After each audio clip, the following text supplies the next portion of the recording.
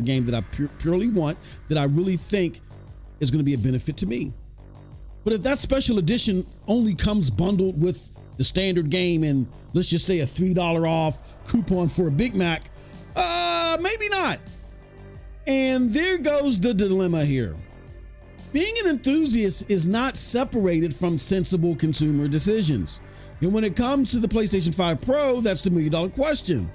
On reveal day, were we shown enough to justify the $700 price tag for its target demo, the gaming enthusiast?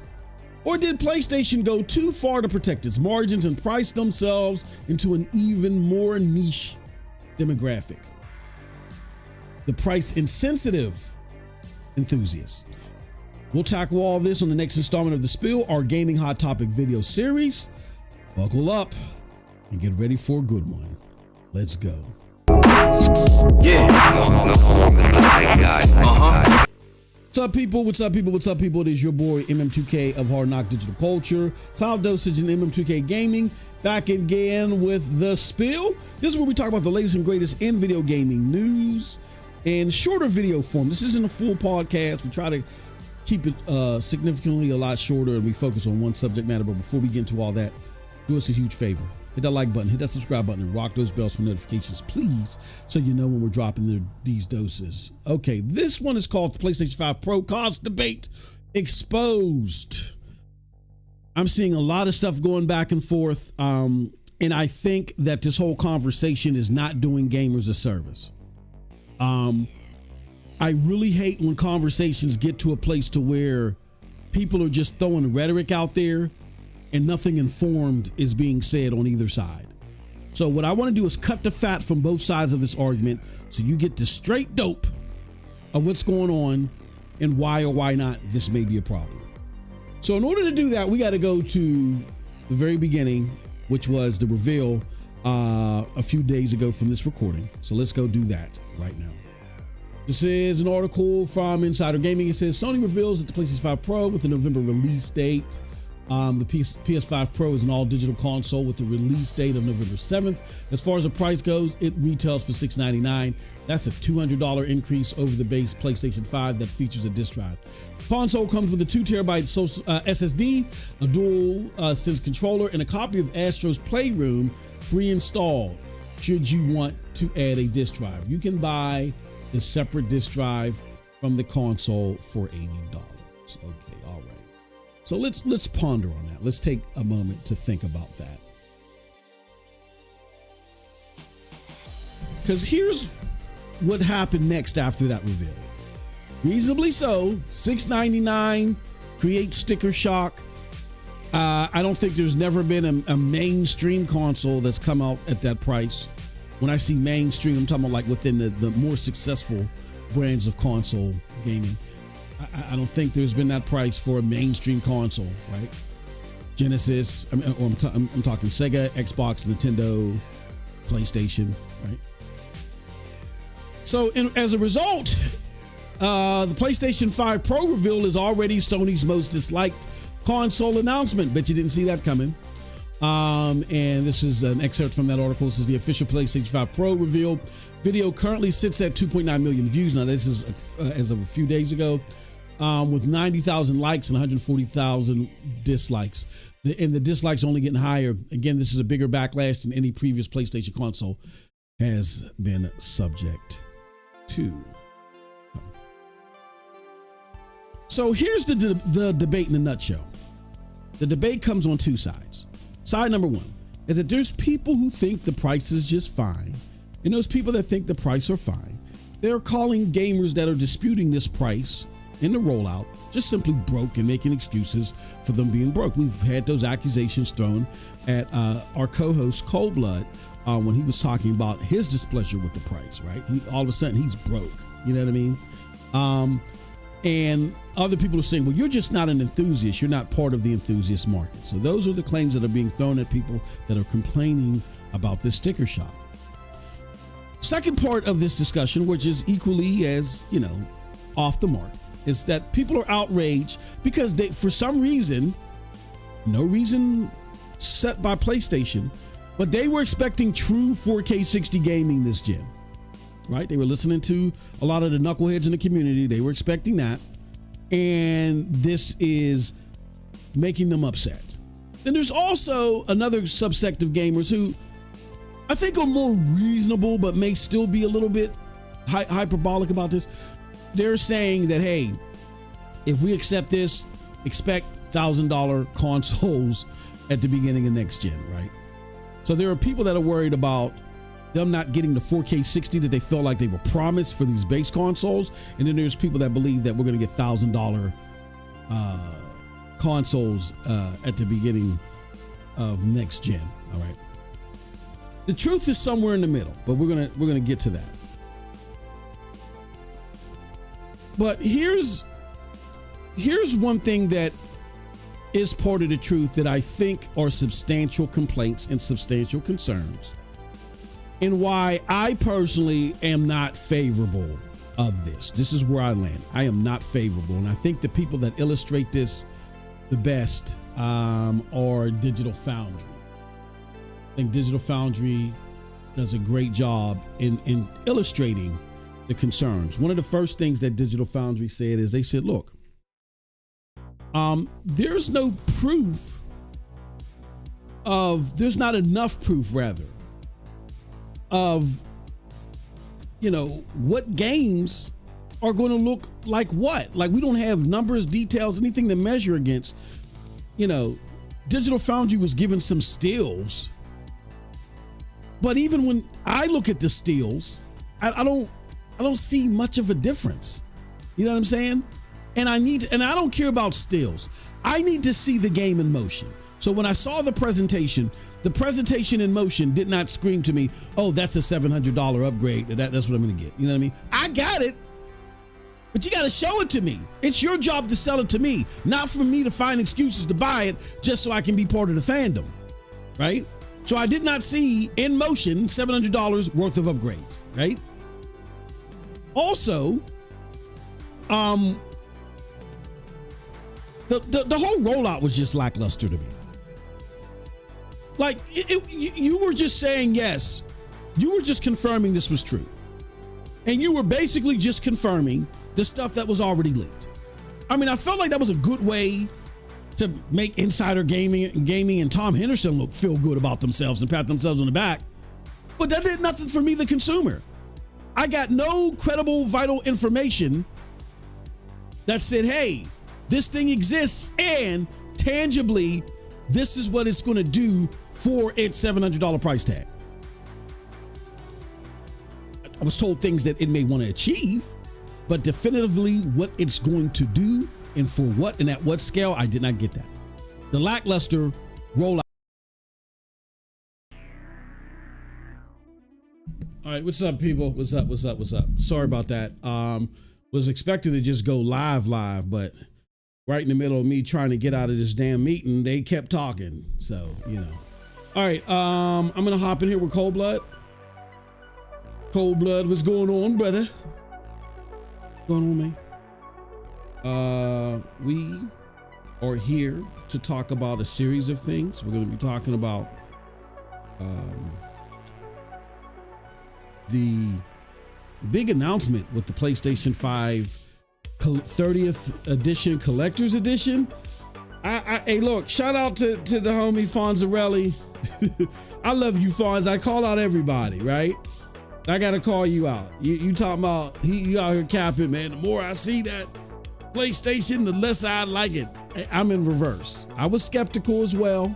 You guys heard it in that video. That's a video from last week, by the way, where I talked about my skepticism at launch, and I'm still skeptical. But as the days progress, like particularly when I saw that Final Fantasy VII Rebirth footage, like it wasn't like an A+ upgrade, but it was significantly clearer to where I'm like, yeah, if that is the floor of the type of upgrades we're going to get to these performance modes for these games, then that's what I need to see. I am getting me a PlayStation 5 Pro. So that's where I was at yesterday. Like, if I see more of that, oh, it's a day one choice for me. But then I see this collector's edition and I'm like, okay, And look, this is coming from someone that is not even, I wasn't even a PlayStation 1 fan. I hated the PlayStation 1. Yes, I'm saying it. I hated it. And I'm looking at that and I'm like, that's fire, man. That is fire. All right. With that said, shout out to everybody in the chat. Thank you for joining us. This is our special edition of what we call the spill. The spill is normally the video that I make for about like 10, 15 minutes or whatever, talking about the latest and greatest in gaming news. But we're changing things up this week because Cold Blood and I got a sixth sense for this shit. We kind of had a feeling that the news was going to get silly this week. We had a feeling that the news was going to get stupid, right? And we were right. We were right. I'm going to talk about it briefly. Final Fantasy. It seems like we go through this every 6 months, where Final Fantasy is taken out of context as far as what Square Enix is saying. And I want to show you this dumbass exchange that I had earlier in the week, where, again, the cool thing is to hate on. Hold on, what did I just do? The cool thing, kids, is to hate on PlayStation. That's the cool thing to do. And make it seem like, yeah, PlayStation's a failure and going exclusive there, you're not gonna sell anything. But then, you know, all you gotta do is bring Final Fantasy to PC and it'll blow and you'll get your profits. And nah, we're not seeing results of that right now.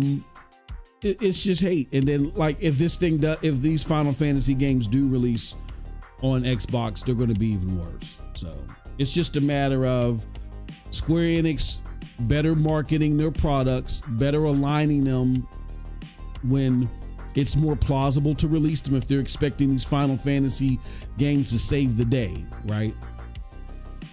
Like, it sounds like to me that over time they were really hoping that the Final Fantasy games would make up the slack for everything else that failed. But you know, we got people like Z Huge and others saying, yeah, it underperformed. But then I remember we had Matt Piscatella that said it's moving just at the fine rate. Before y'all drove Matt Piscatella off of Twitter, he said Final Fantasy games are selling fine. Like, are they selling? Are there less sold now versus last time? Yeah. However, how many more PlayStations were out when the previous installments were released versus now? And I would argue Final Fantasy does best on PlayStation. So if you're looking to maximize sales, then you need to release this when there were a bunch of PlayStations out there in the wild, and B, your marketing needs to be more target than just those that typically pick up a Final Fantasy game. Like, Final Fantasy games don't generally have that broad reach outside of that nostalgic PlayStation base, which will come out in the millions, but that nostalgic PlayStation base, they really don't come out like that. And the proof is in the pudding. Let me show you guys a couple of things before we start embarrassing Takahashi and all the other fanboys and stuff out there. Look at this. Final Fantasy VII peaked at 13,803. Yuck. Nasty work. That's what it peaked at. Now let's take a look at where Final Fantasy 16 is now. Oh, it's at 18,000. It's slowly, it did creep up to 22,000. But it sold 3 million the first week on PlayStation. This is not indicative. Let's look at these estimates. This is not owner estimations or 93,000. That's nasty work. This is a better quality version than what launched on the PlayStation, and it's cheaper. It's $20 cheaper. And the best you can do is 93,000 sales? And don't give me that crap about, well, it got to launch day one. We had some of our members try to feed us that bull crap. It gotta launch day one. Then you gotta explain to me, if launching day one is so important, why the fuck God of War, Horizon, Ghost of Tsushima, right? That launched like 80 years after the fact, destroyed it on the charts. When you can explain that to me, then I'll take your bullshit. But you can't. Explain that to me. How the fuck does Ghost of Tsushima that comes out 4 years later, damn well, sell better than this? This is only a year later. This is a Final Fantasy game, right? It gotta release day one. Oh, don't come here with that dumb dog shit. Do not come here with that dumb shit. And look at this shit. I want you guys to look at this shit. This is the shit I got to deal with on the internets. Look at this. So, as you're about to see, well, no, before we go there, let's break this shit down, because I want to go over this real quick. Be gone from it, and then talk about this anniversary edition. But here's what happened, and just to show you how fucked up gaming discourse is and how horrible it is. If you didn't know before, excuse me, now you know. So Takahashi Machizuki, the #1 PlayStation hater out there, he simply put this out there, but he knows how dumb a lot of the people that are listening to this are, that are lurking. He knows how dumb you are. So he knew you would do his dirty work for him. All he said is, Square Enix in the HD Games sub-segment, we released multiple new titles, including major titles such as Final Fantasy VI and Final Fantasy VII Rebirth, but profits unfortunately did not meet our expectations. Right? So it's all about your reading comprehension, because when you read the full statement before the thesis, if you guys don't know what a thesis is, then that explains why 90% of you don't get what the fuck this is or don't understand context. Thesis, what is that? Stop using those big words. I fucking learned how to write a thesis paper in 8th grade. So if you've never heard of a thesis, you're in trouble when it comes to comprehending this shit, and it makes so much sense now. Because to get the thesis or the entire context of what Square Enix was talking about, you have to read the entire paragraph. Here are our digital entertainment segment results.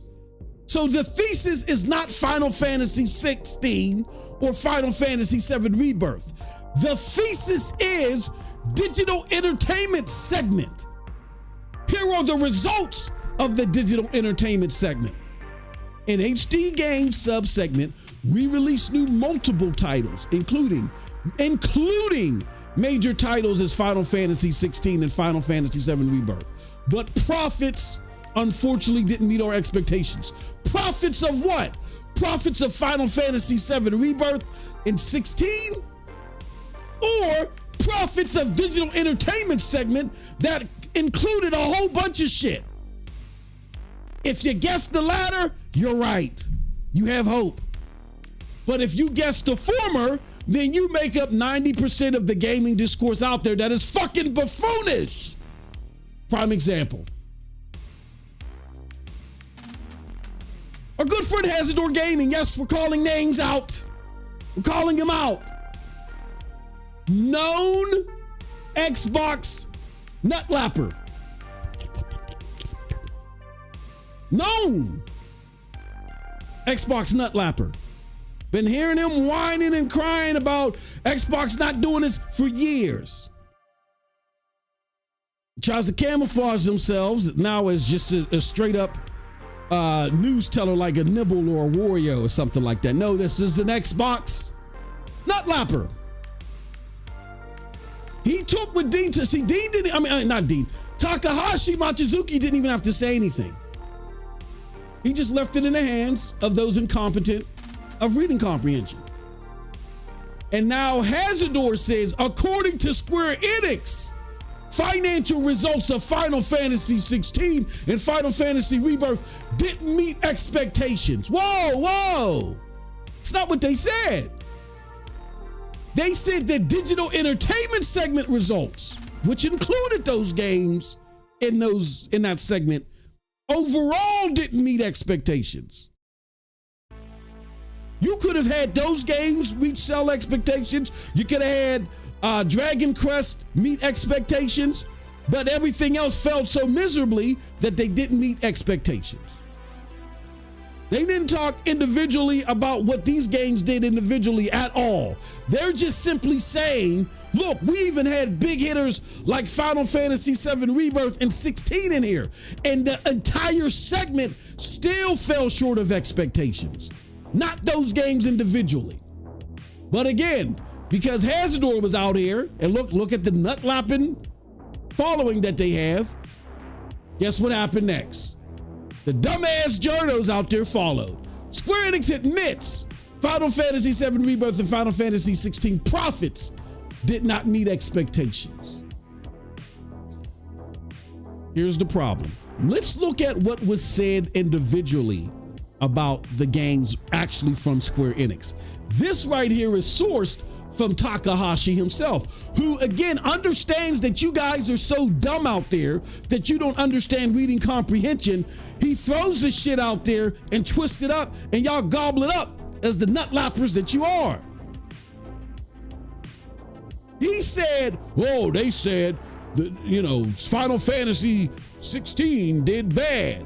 How did they do bad? Well, according to some investors, let's read it. Sales of the latest installment of the long-running role-playing title did not meet the high end of the company's expectation. What's the high end? What are we talking about? The high end of company's expectations, President Takahashi said. He told some investors. So let's take this let's play devil's advocate and say we believe this is true. What does that mean? Does that mean that they didn't reach expectations? No. It means, for instance, if I were to say, you know what, Cold Blood, this week, I'm hoping we get anywhere between 500 to 1,000 views this video that I'm doing right now. That's what I'm hoping. I'll be happy in that range, 500 to 1,000. And let's just say I get 600. And some Hazardor gets wind of that and says, MM2K fell short of the high end of expectations.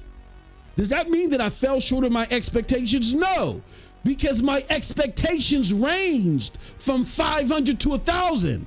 I just wasn't on the high end of those expectations, but I still met the range of expectations. See how the English language works? There's a big difference between not meeting the high end versus not meeting expectations. If it didn't meet expectations, the fucking CEO would have just said it didn't meet expectations, right? But again, you guys can't comprehend this. Let's actually see what was said. Final Fantasy 16 sales were in line with our expectations. We're in line. We're in the range. Oh, but hold on. Hazardor said they didn't meet expectations. What's going on here? Who's not telling the truth? Well, I could give you a hint, because Square Enix, even in this latest report, never said they didn't meet expectations. They said the digital entertainment segment didn't meet the expectations of profits. The entire segment didn't. Uh-oh. And for those of you with the piss poor reading comprehension, let me break this down like this is fucking Barney, Sesame Street. All right? This is the entire thesis of what was said. Here, our digital entertainment segment, you see how I got digital entertainment segment in blue? Here are our digital entertainment segment results. In HD Games sub-segment, we release multiple new titles, including major titles such as Final Fantasy 16 and Final Fantasy VII Rebirth. I have those in red because they are not the thesis. The thesis is digital entertainment segment profits didn't meet our expectations. That's what the thesis is. They just have, this is just fluff. Oh yeah, by the way, in that digital entertainment segment, we also had Final Fantasy 7 and 16 and 7 Rebirth in there. So it's not like we didn't try, but our overall profits didn't meet expectations. Now, was Final Fantasy 7, Rebirth, and 16 the only HD game? No, there was a slew of them. There was a slew of those games. And to further highlight the slew of games, this was talked about before from Square Enix. This is a report from GameIndustry.biz, where GameIndustry.biz looked at another quarterly filing that they had, and they reported this. They said Square Enix's digital entertainment sales were ever so slightly up, mainly thanks to its HD game subsegment. The firm said the solid performances of Final Fantasy 16, Final Fantasy Pixel Remaster, Dragon Quest Monsters, The Dark Prince, and Final Fantasy 7 Rebirth saw HD game sales increase to 99.2 billion. So in that report, Square Enix names those games as being part of the success of the sales in that segment. But they talk about a whole slew of other things that happened. There were losses in the mobile and MMO area. The booking of expenses and things like that, a slew of other things, and lackluster sales of other games that drew up costs to where even though these may have met the sales range that were set for them individually, they weren't enough to help the overall segment. But I want to show you what I got to deal with here. Here's what I got to deal with. So I put this out here and I said, wow, no better than the fanboys we see. Here's the proper context. Square overall failed. That is despite solid performances from Final Fantasy 7 Rebirth and Final Fantasy 16 and others. Seems like we visit this every 6 months. We do. We visit this every 6 months. You guys have short-term memory and you all believe the same old dumb shit over and over again. But here goes someone named Baztech. I want to make this motherfucker famous because they said a bunch of bullshit and blocked me, and I had to use the PNTS network account, like a sock account, to respond to them.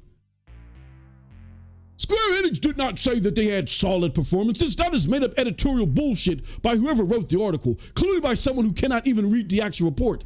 16 underperforming in relations to expectations for profits in relation to its own budget. Okay.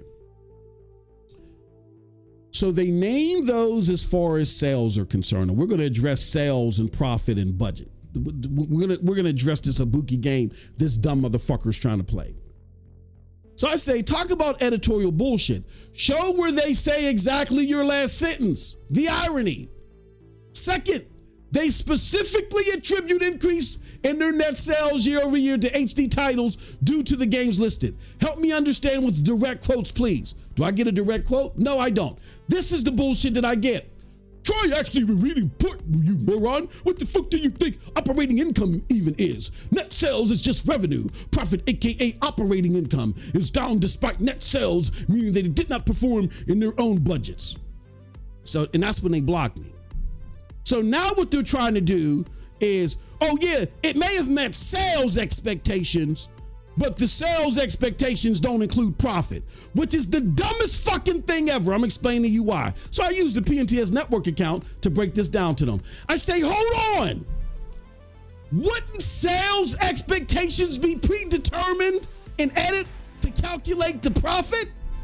Publishers do it all the time. Like for instance, we need 7 million sales to be in the black. Your theory is Square Enix didn't do that with big budget Final Fantasy games? So when they talked sales previously, right? When they talked sales previously, sales are within our expectations. They didn't account for profits here. Like Square Enix just said, oh, you know what? We would like to sell anywhere between 20 and 50 games. Oh, we forgot to calculate for profit. Fuck out of here. You fucking morons that drop fries for a living. And you want to get on the internet and sound all smart. I do this shit for a living. You're a fucking idiot, Aztec. That's why you blocked me, because you couldn't provide any receipts. I'm not one of these dumb fucking tweens out here still trying to get past algebra 2. I do this for a living. No publisher determines the sales that are within expectations without factoring in the profits that they need from said sales. We need 7 million to be in the black. We need 10 million to just that, You factor in your costs in order to be profitable. But you see how diehard they are on making PlayStation a failure of a platform. But I beckon you back to this. If the answer is purely being on PC at a cheaper price with a better version, then what the fuck is this? What is this? 93,000? Wowzers, that's nasty work. Look, you Mensa candidates are stupid. I'm not. Do not come here with your dumb dog, dumb shit. The fact of the matter is that up until this point, all we've heard from Square Enix is, look, the sales were in our expectations. They're fine. They're okay. Would they have liked for the games to sell more? Absolutely. Because they were so dog shit elsewhere, they would have enjoyed the profit. And the fact of the matter is that the reason why they're going third party with this shit, or they're going multi-plat with this shit, is because these are the games that have promise.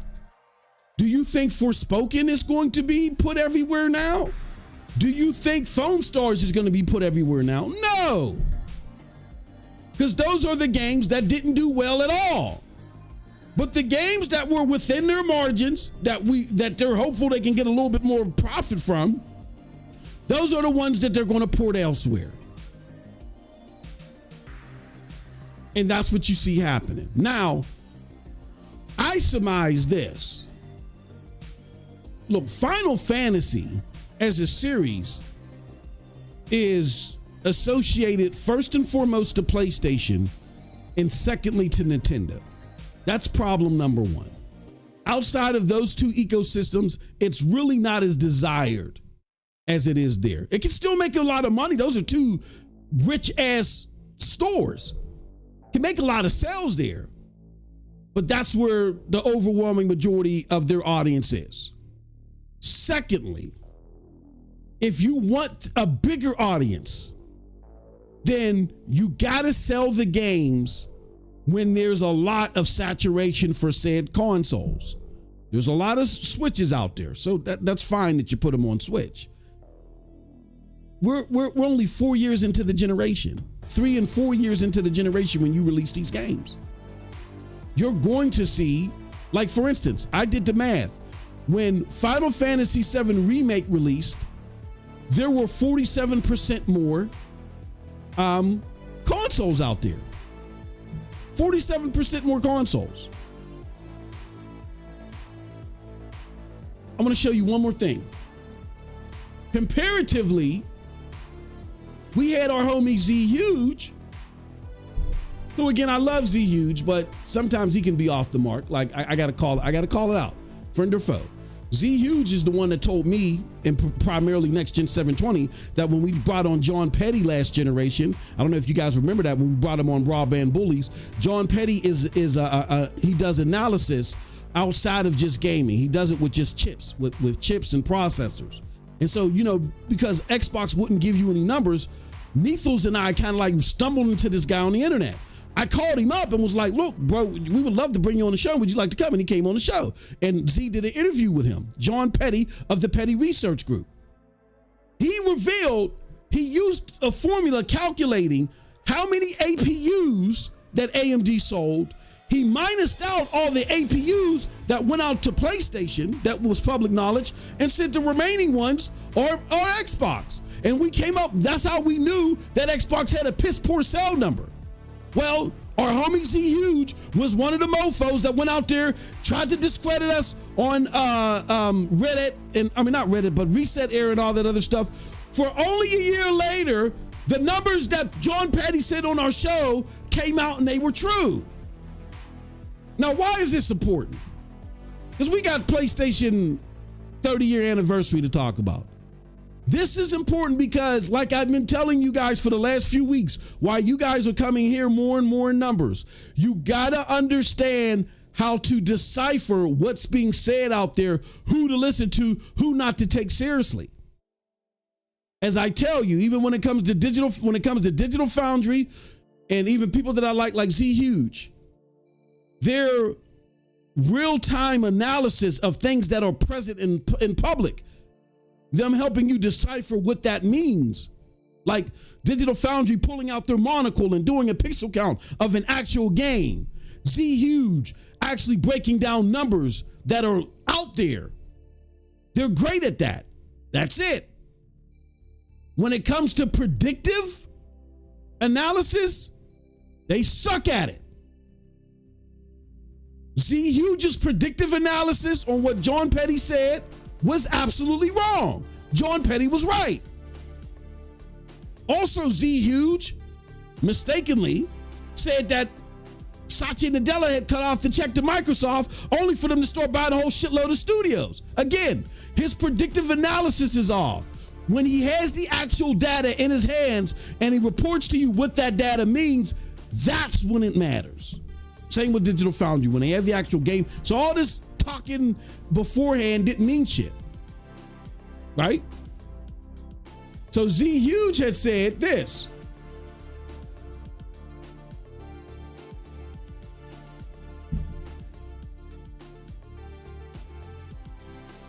He said it's selling about, talking about Final Fantasy VII Rebirth. He said it's selling about half of what Remake sold in the same time frame, and looks like it'll have a weaker tail. But again, that's his predictive, whatever.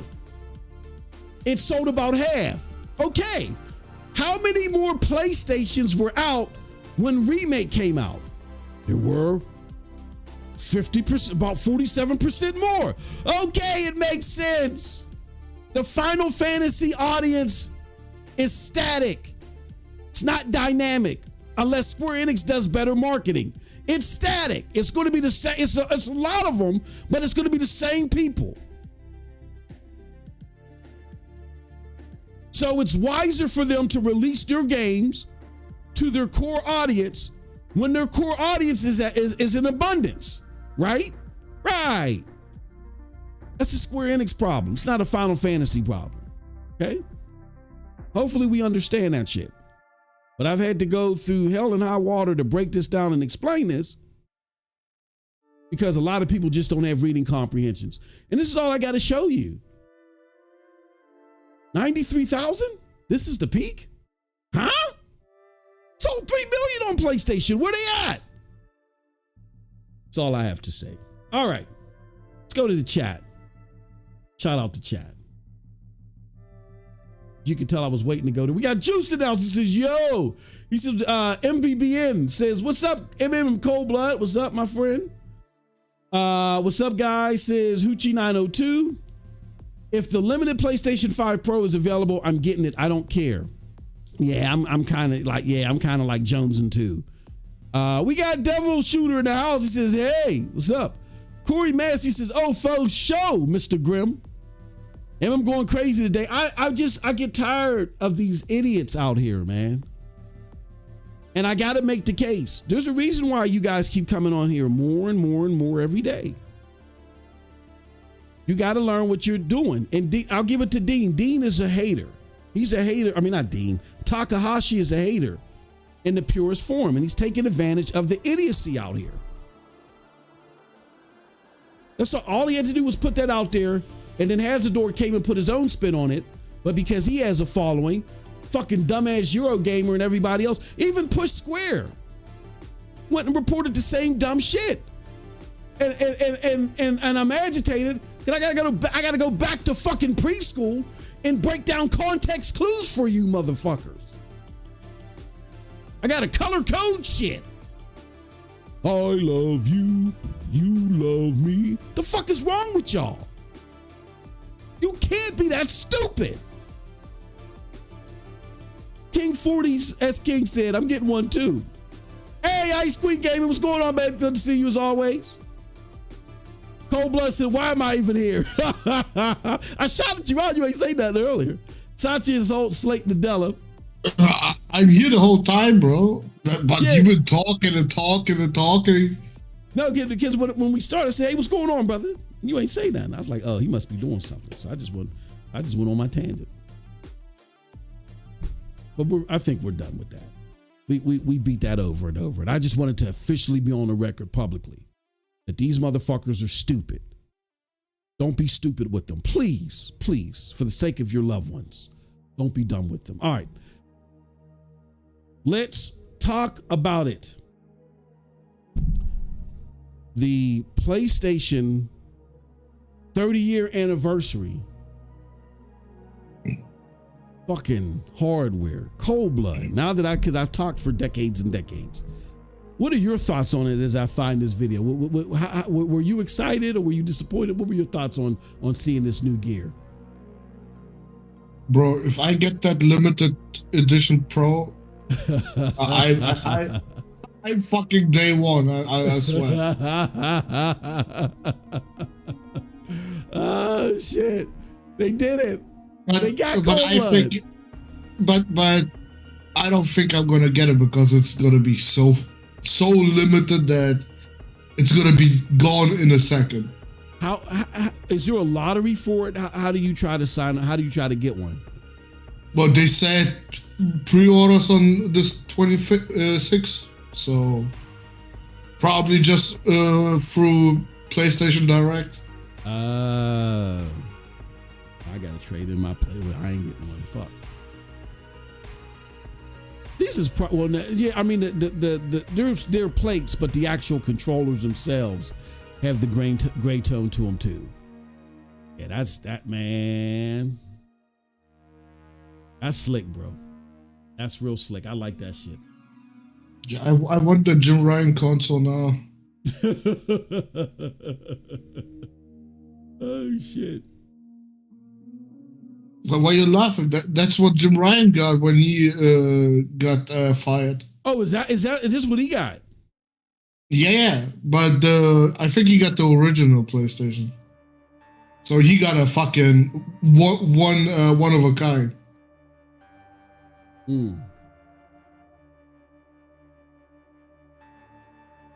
Wowzers. Xbox ambassadors, I see this link. Over the last 13 years, Xbox ambassadors have played a key role. What's going on with the ambassadors program? They canceling it. Just read on. All right, let's read this. Hold on, we're gonna take a momentary break from us creaming our pants.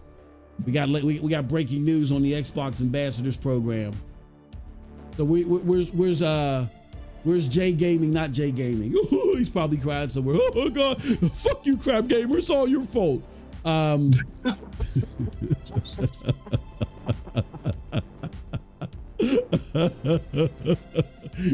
you, crap. This motherfucker, that fucking Jay Gaming, bro. He got like 85 artificial intelligence pictures of crap gamer and shit. He's flooded the whole internet with that shit. Over the last 13 years, the Xbox ambassadors have played a key role in fostering connections and positivity among Xbox players. Whether hosting a gaming session for players to connect or providing feedback on our games. Oh, this is sounding ominous. Holy shit. You have helped shape Xbox in so many ways. Hold on. Oh my God. Are they pulling the plug? Oh shit. Yep. Yeah. Oh my God. While we have learned so much from this passionate group, today we are announcing the final season. The final season. Oh no! Of the Xbox Ambassador Program as we continue to integrate its values across our platform and focus on creating more ways for you to directly influence and impact Xbox for all. Thank you for keeping in the community supported, safe, and fun for everyone, and for everything you'll continue to do live in the Xbox community pledge.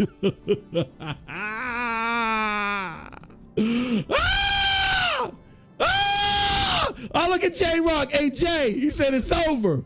Jay, no. No.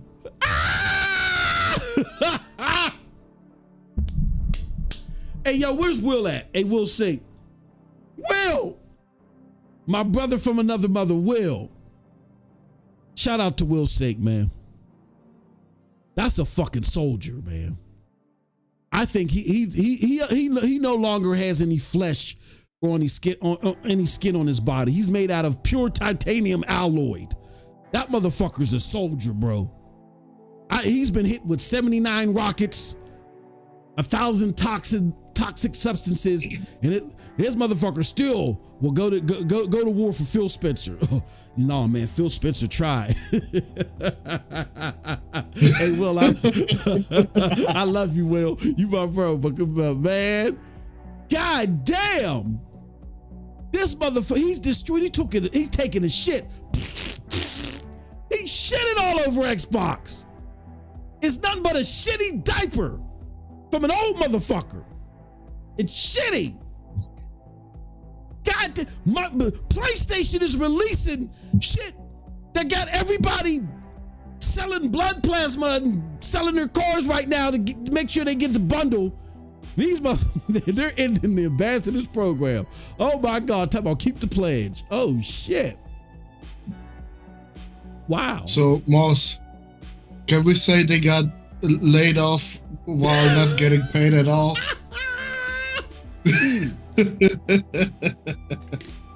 God damn! Holy shit! Hey, Cold Blood, Microsoft is they so nasty. They laying off non-employees now.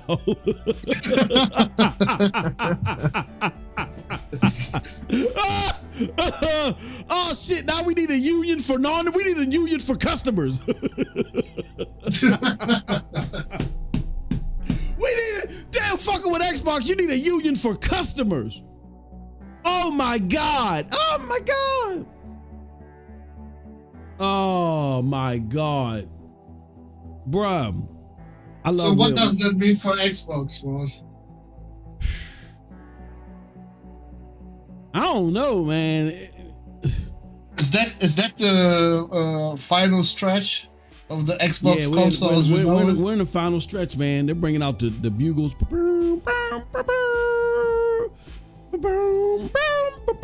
They're putting the flag over the casket, bro. They lowering that motherfucker. That dirt's about to drop. They're about to drop that dirt on that bitch. Keep the pledge. God damn, bro. Ooh, that's nasty.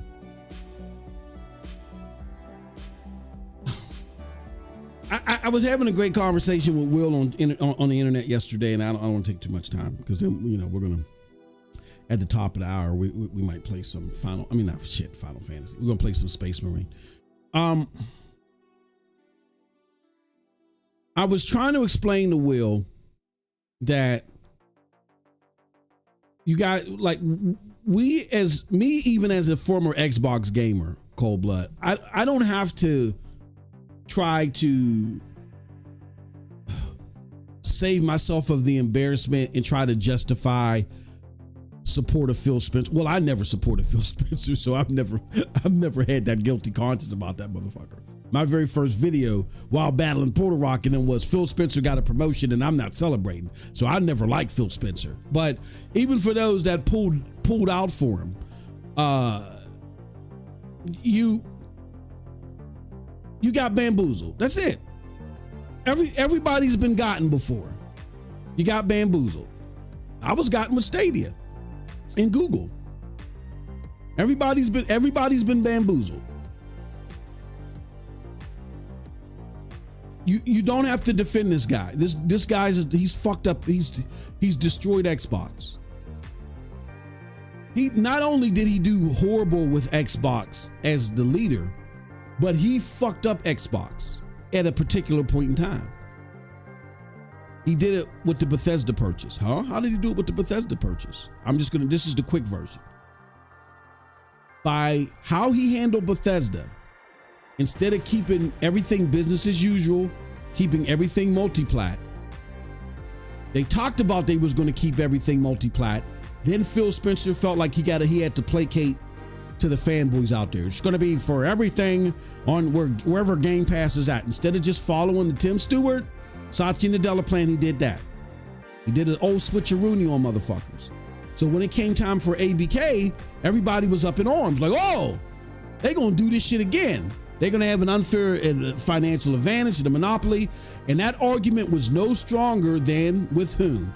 The cloud gaming community, particularly spearheaded by Google.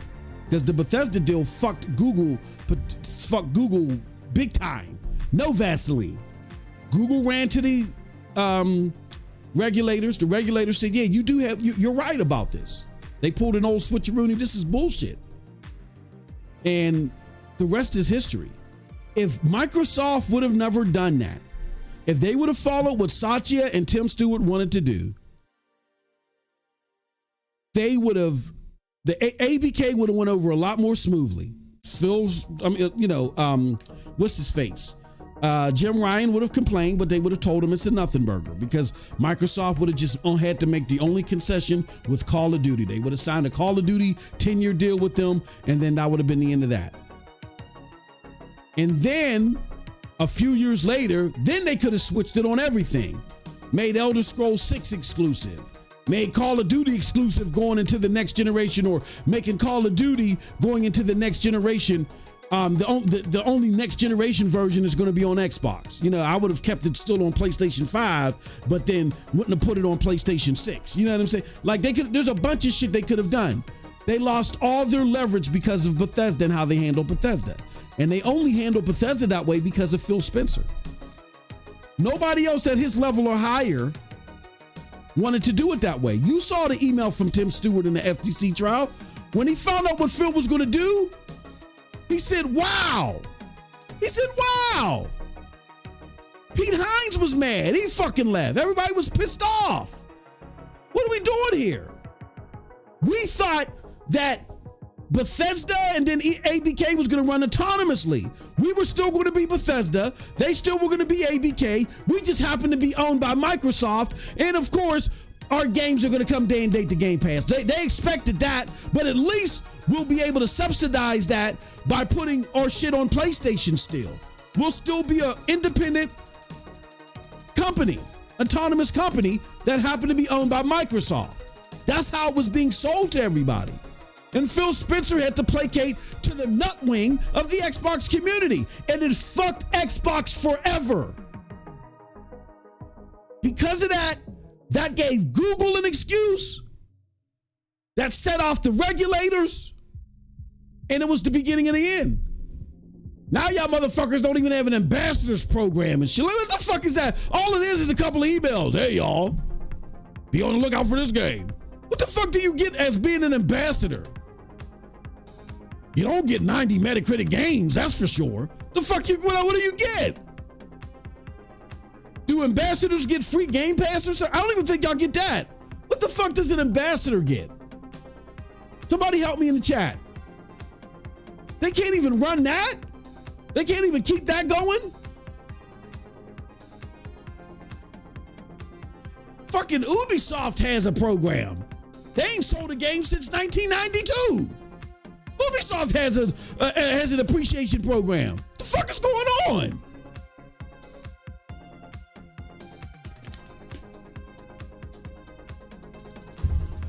Speaking of Ubisoft, Phil made it so bad with how he handled Bethesda and giving that grenade to Google and others to blow them up in their face. Do you guys know that for their cloud services, Google has to negotiate with Ubisoft in order to put their own fucking game on the cloud? Did you know that? I bet y'all didn't know that.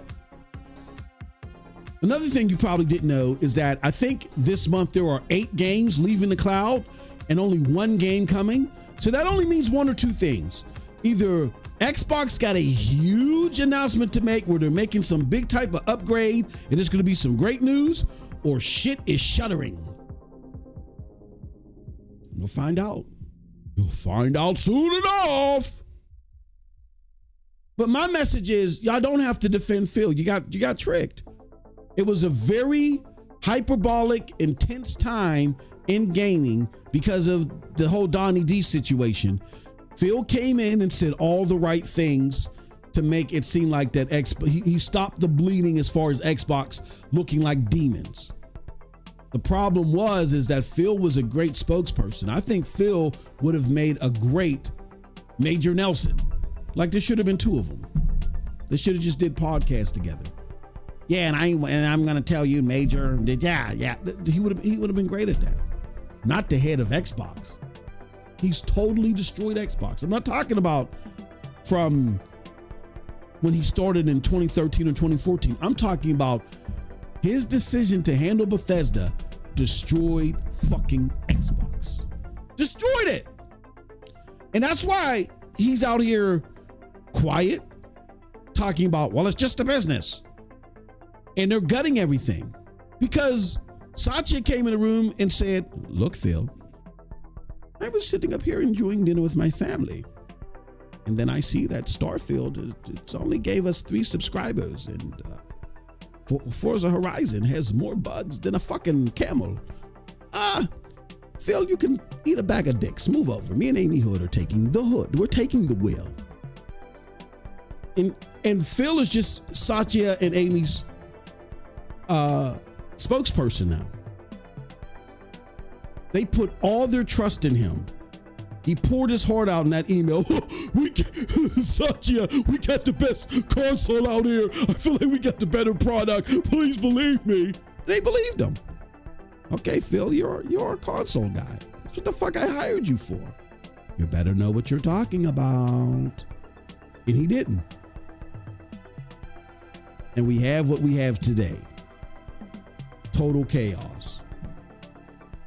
I would keep an eye out on that. I don't know what it means. It could mean either there's going to be a big cloud announcement made where they're making some severe upgrades, or there could be something happening with a negative impact there.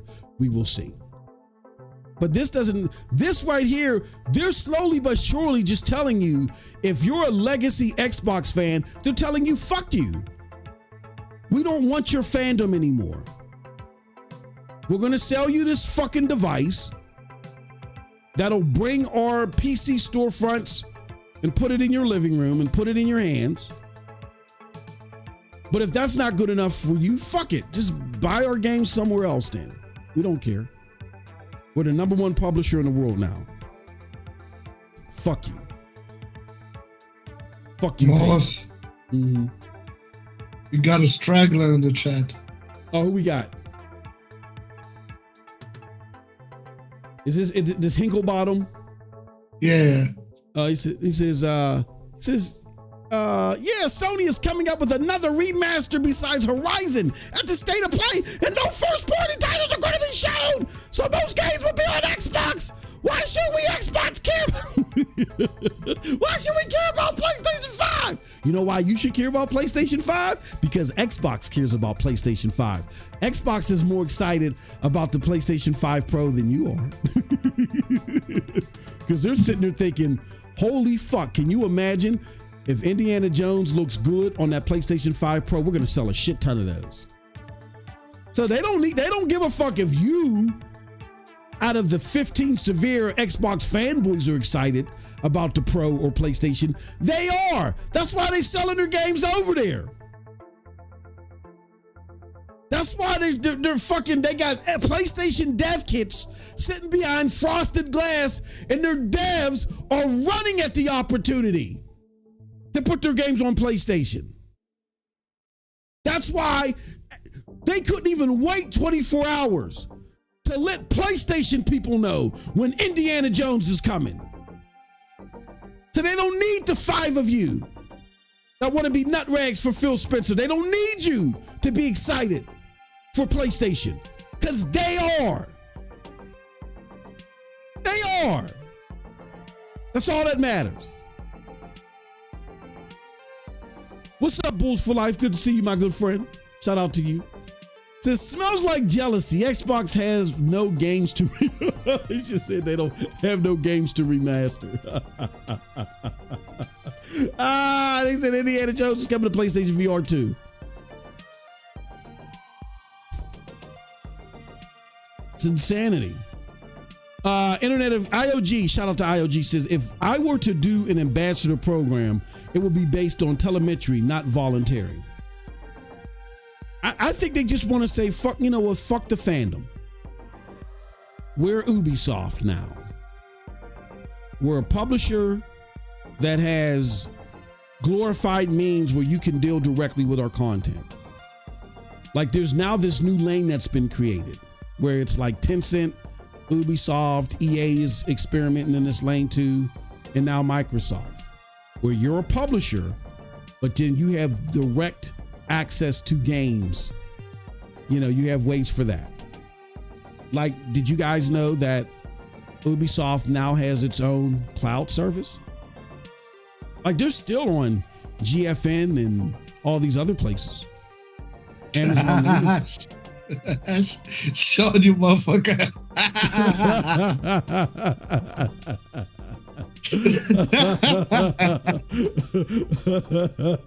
He said, y'all gonna let him talk like that to y'all Xbox? Sean with the $5. What's good, Ruham? Good to see you, brother. But that's the thing. Like, they don't care. 10 more minutes and then we're going to start playing Space Marines. I got a link up in the chat, and also too, when this ends, it's going to take us directly. It should take you directly there. If it doesn't, you can click that link in the chat.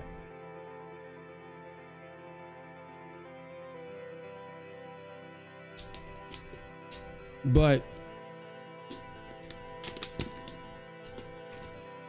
you better believe that Xbox is excited. Why are they excited? Y'all just saw the Wall Street Journal thing that we played on the channel. They said that Xbox loses an estimated $200 per console. Cold blood. Right? And we were talking about that this morning. That means that in order to make an Xbox Series X, it costs Xbox or Microsoft $700 per console. If those numbers are right. Think about that. Y'all are bitching and complaining about the Pro being $700, but all the parts and components that Xbox put in there, those are $700 worth of console components. We already know that at $400, the PlayStation 5 digital is selling at a profit. So that probably cost them $350 to $370 to make, but they're getting a profit off of that. So how in the fuck is it that a $350 to $370 device is running on par and at times outperforming a $700 device? If that doesn't tell you or does not show you the incompetence of Xbox under Phil Spencer, their recognition of it finally, and them realizing the best thing we can do with this property that we own is put it on PlayStation, because putting it everywhere else doesn't matter. How many of you guys went out and bought a Fire TV to play your Xbox games? How many? Raise your hand. How many? Huh? That's what I thought. How many of you are buying these games on PC? How many? Huh? You're still lagging behind PlayStation and Tencent in revenue. The difference ain't being made up there. What makes up the difference? Putting your games on the biggest AAA store in the world. PlayStation.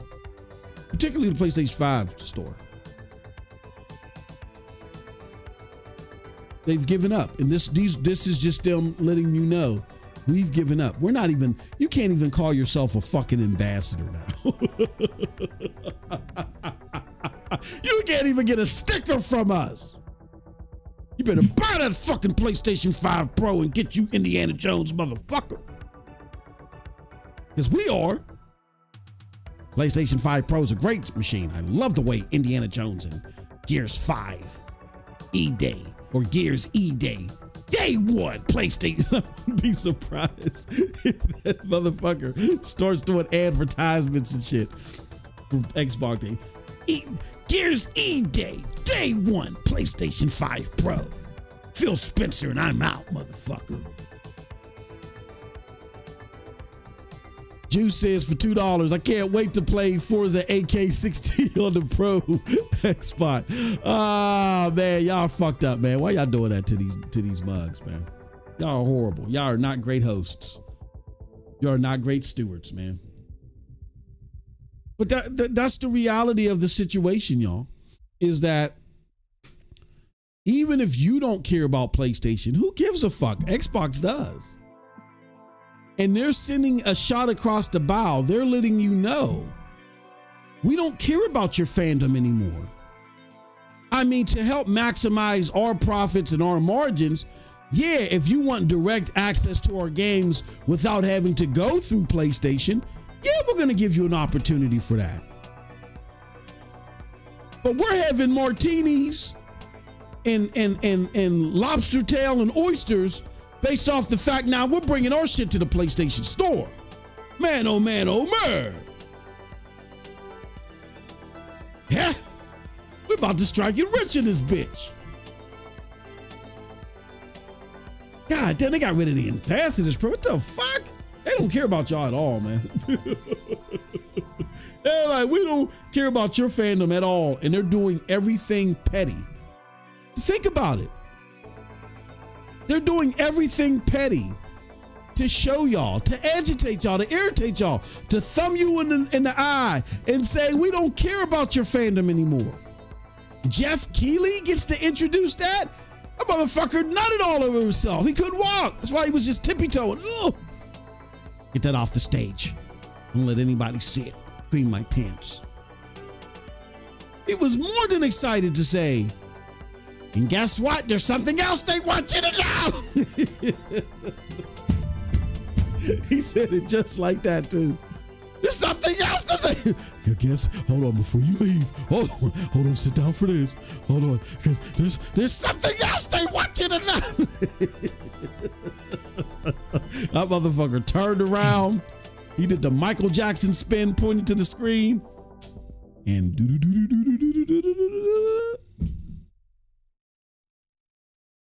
PlayStation 5. Awesome. Uh-huh. Talk about them God of War numbers. Oh yeah, the God of War is not looking too great. Looks like what? Here, let me see if I can pull it up. On PC, God of War is doing here's what I want to tell y'all. God of War's doing Final Fantasy 16 numbers. Look at that. It peaked at 22,000. Let me tell you something about PC gamers.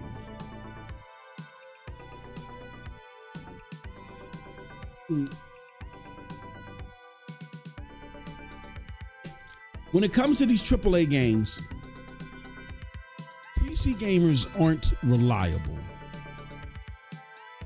It's like a roll of the dice. Your game can fucking hit the jackpot. Your game can crap and crap out. There's no rhyme and reason.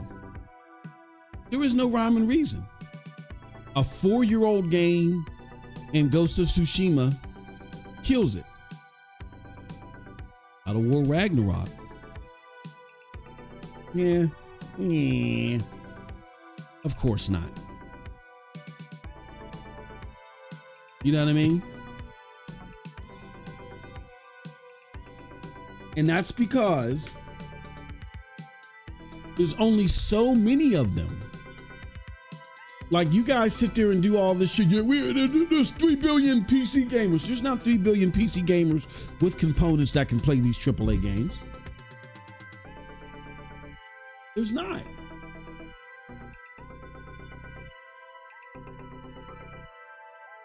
99% of them motherfuckers are playing Banana. Waiting for the sequel Strawberry and shit. This is the Steam hardware numbers. Here goes the Steam hardware numbers. Hold on, what the fuck is going on here? So when it comes to, let's look at graphics cards. So when it comes to the average owner of a PC that's on Steam has a 3060 with 8 gigabytes of VRAM. Now they run it with a Series S out this motherfucker, right?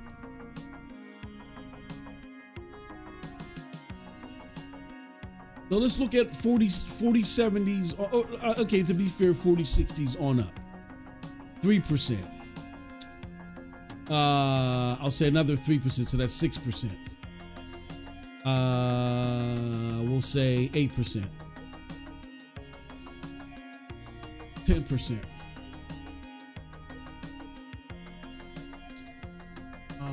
I'll say 12%. We'll round up to 12%.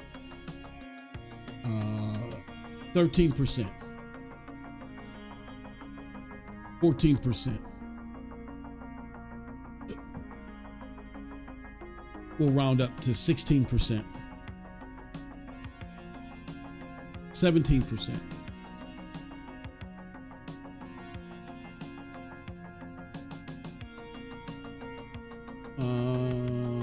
18%. And I'm doing some serious 18. We'll say 18 and a half. Those some serious rounding up. 19%. 19 and a half.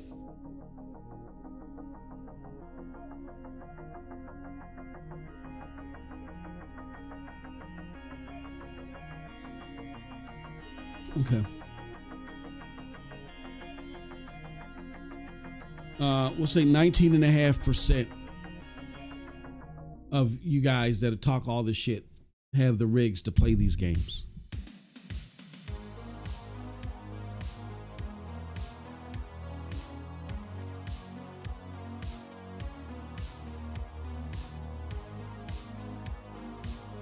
What are we doing here?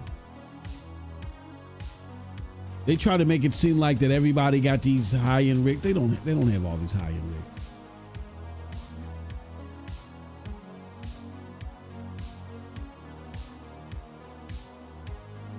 Devil shooters, not your mother. Sony CFO is going to run PlayStation in the ground. I'm going to be honest with you, Devil Shooter. I am fearful of that. I'm not going to lie. I am not going to lie.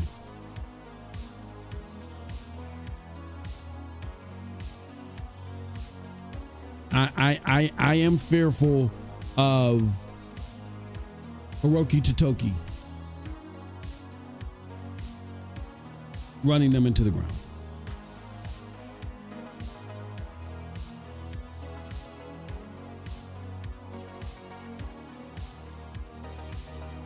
But yeah, it's not going to be a pretty sight in the next few years if you're trying to run with this Xbox fandom. The whole slate is coming, man. And Xbox doesn't care if you're not excited. They're excited. They're ecstatic. They've never tasted the sweet honey of the PlayStation Store before. Now they have. They're like, holy fuck. So yeah, they're operating in this new lane. Again, Tencent, them, Ubisoft, because you guys probably didn't know that Ubisoft has its own cloud service now, right? So they're trying to do direct to consumer stuff. It's this direct to consumer lane that's being built for publishers, to where the overwhelming majority of their success is on other platforms, but they're trying to build this direct to consumer to maximize their profits. That's all. So they don't have to give up that 30%. It's a way to maximize their profits with their games, because as we know, the growth of the consumer base isn't growing. But maybe we can maximize our profits by, okay, instead of solely relying on other platforms, let's do some direct to consumer shit. And that's what it is. So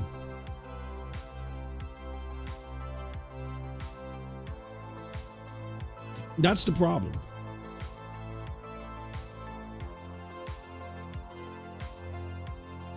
And another thing too, guys, is like I said, the PC community is very fickle. You have to be very, very careful before you rely on them. Now, this is going to be controversial. I know a lot of you ain't going to agree with me, but I think this is the best way for PlayStation to maximize its profits using the PC base. Totally relying on PC gamers. Look at right here. We're looking at it right here with God of War. Come on, God of War Ragnarok is peaking at 21,000 or 23,000. That's pathetic. Fucking pathetic. Here's what I would do if I was PlayStation. PlayStation has a phenomenal, I think it's runner up to GeForce Now Ultimate. They have a phenomenal cloud service. It's not as good as the native service, but it's pretty damn good. Here's what I would do. I would create something called the PlayStation on PC Store. And what that is look, you can buy games direct from the PlayStation Store, select games, some at launch, some not necessarily at launch, pay the regular price for them, and then they can play them in the cloud. Oh, hold on. Then you won't need a PlayStation. I said select games, not all of them day and date.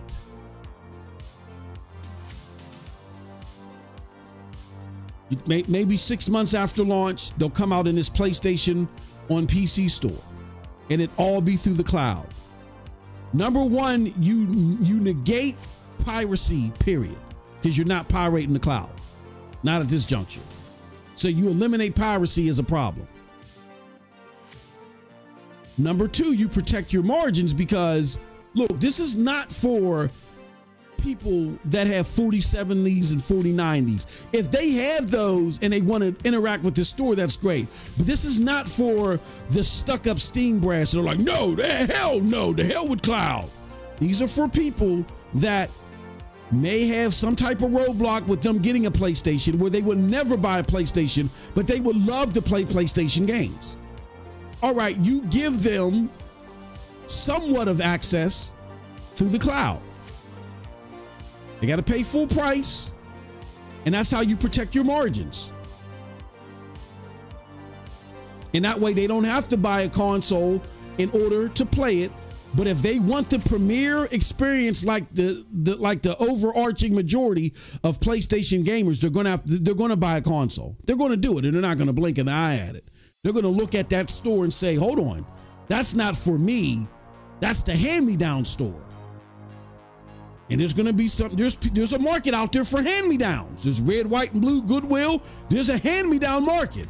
There are hand-me-down gamers that are like, look, I'm not going to pay $500 or even $400 for a console, but man, oh man, I would love to play God of War Ragnarok, even if it's 6 months after its launch. I would love to play Marvel Spider-Man 2. Holy shit. Even if it's 6 months after, and you totally protect your margins. You don't have to put the game on Steam. You ain't got to worry about it being cracked. None of that shit. I feel like there's a hand-me-down market out there of like 10 to 20 million that would eat this store the fuck up. You can get 4K 60 on this. Coldblood is not a believer in cloud gaming all like that. He's played it. He said it's the best experience he's had on the cloud. And that's how they protect their market. Fuck all this shit on Steam, man. Fuck it. It's unreliable. All that porting that you don't have to do any fucking porting. All that porting, they're wasting money on this. Look at this shit. Look at the rating. It's 63%. What is it 63% for? Is there like DRM on here? It could be because it's DRM. There's DRM on here. But look at that. You're wasting your time with these motherfuckers. Go to a larger, potentially larger audience, right? We said only 20%. can play these games natively. Only 20% have the rigs to play God of War natively. The other 80% that don't, maybe they're like, holy shit, I'll play it on the cloud. And they're not stuck up, oh, this DRM, and oh, how dare you? No, not on my Steam, no. They're not stuck up like that. They're like, holy fuck, you talking about with my piece of shit 1070? I can play God of War at 4K 60? Oh, sign me up. But if you want the de facto, the pure PlayStation experience, you got to get a console. So this does not cannibalize console sales. That's the only way if I was PlayStation, I would interact with PC. Except for games as a service. I think games as a service makes sense. But outside of games as a service, you want God of War, you want Spider-Man, you want these other games, the PlayStation on PC store powered by the cloud. That's what I would do. And then what I would do is for a little bit extra, you can play the PSSR games on select titles to help train that AI and machine learning for PSSR. Why would I throw that in there? Because Google Stadia, with just 25,000 people on one game, was able to go from 1080, 60 to 4K and open up the possibility of them doing 8K in 120 frames. Just off of 25,000 people playing one game, Assassin's Creed Odyssey, for a few months. Can you imagine what tens of millions of people that are in this store running select PSSR games, multiple PSSR games, what that would do for PSSR going into the PlayStation 6? Sony, hire me. You can hire me as a freelancer, as an independent contractor. I don't charge that much. That's what I would do. Fuck all this shit. Fuck it. This was a waste of energy. This was a fucking waste of energy. Look at that. That's pathetic. For God of War, that's a disgrace. It's a waste of energy. And that's why I'm aligned with Devil Shooter on Hiroki Totoki. He doesn't understand the culture enough to understand how much of a waste being a little bit more aggressive on PC is. It's fucked Microsoft. There's statistics out there that show that ever since Microsoft started going day and date on PC, they've had the slowest margins out of them, or the slowest growth, out of them, PlayStation and Nintendo. The PC community, when it comes to AAA games, is too fucking unpredictable. I wouldn't rely on the Steam community. I would just do PlayStation on PC powered by the cloud. Have select games come out, 6 months after launch. Got to pay full price for them. It's still a great experience, but it's not the de facto PlayStation experience. So it doesn't cannibalize your console sales. It's purely adding to a base that wouldn't interact with your content any other way. They still got to pay full price. And unlike going on Steam, 100% of your profits go to you, because they still got to buy it off the PlayStation Store. There's no pirating, none. There's no development on a port. There's no porting. That is the best and lowest margin approach that PlayStation could take. And like I said, we just did the math. Only 20% of the Steam user base that can play these games natively. You're now putting this out there to the other 80%. Really the whole 100%. Because whether you got a powerful rig or a piece of shit, you can play games on the cloud. That's the luxury of cloud gaming. So you've gone from only marketing to 20% of the user base to 100% of the user base. Not saying that they all in entirety would indulge. Mr. Byron Plays, he says, have you ever beat God of War Ragnarok? I have not beat it yet. I'm slacking. But that's in my back catalog. I still got to finish. I got to finish Marvel Spider-Man. I got to finish Forspoken. I got the what's next on the list syndrome. So as soon as a new game comes out, all my attention goes to that. And there's been so many freaking games coming out. But yeah, I got to I gotta beat God of War Ragnarok. I definitely do.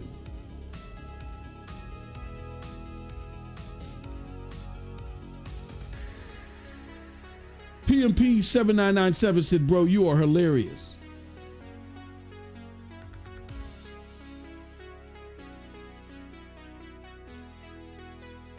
Corey Massey said, MM2K, Sony's margins were down because they purchased 3 studios and did not have any ROI on those studios and have yet to have significant ROI. No, really, Corey Massey, what's happened with Sony's margins, and it's uncontrollable circumstances. It's not Sony did anything bad.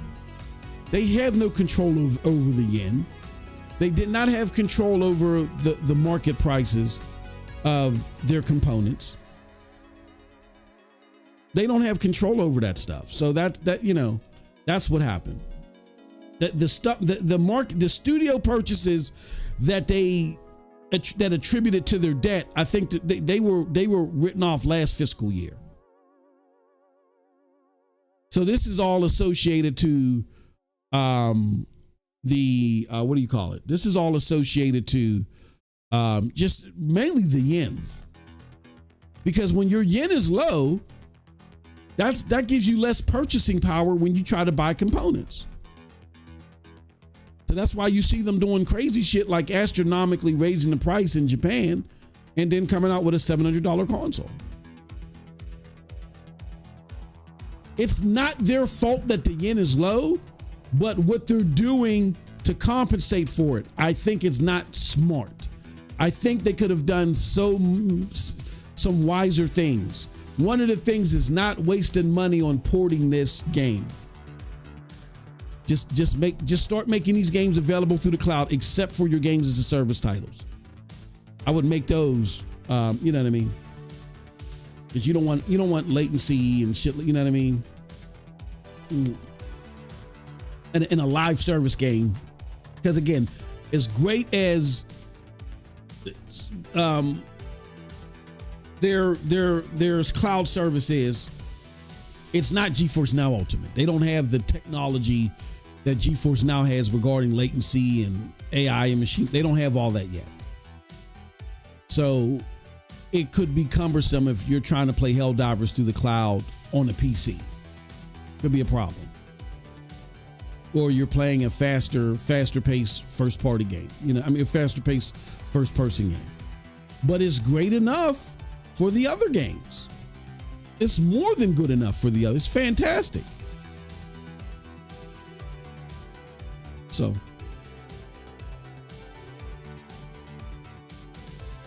because you can play the hardware less than 20%, it just plays worse than the PlayStation 5, which is what Sony wants. Sony wants people playing their games and for them to realize that the PlayStation 5 is better than the PC. But that's a lot of R&D going into something fruitless. Like if your goal is not to raise your margins, then don't even go on PC. Don't go on PC to prove a point, because it's not worth the investment. What I would do is just via the PC, make your games available on the cloud to people that normally would not buy a PlayStation. That's it. That's it.